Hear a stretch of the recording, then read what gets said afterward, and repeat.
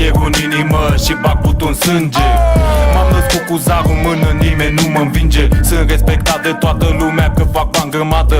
Am tot ce vreau pentru ai mei, cu mulți ar vrea să aibă.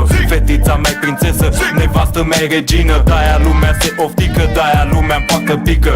Joc bacul de mic de când eram puștan, cu golanii din cartier pentru bani de buzunar. Acum sunt tatăl lor, joc pe sume mari, cu borfași de primă clasă, numai cu milionari. Norocul e de partea mea, câștig dublu decât pierd. Câteodată mai trișez când mai cad decât un fraier.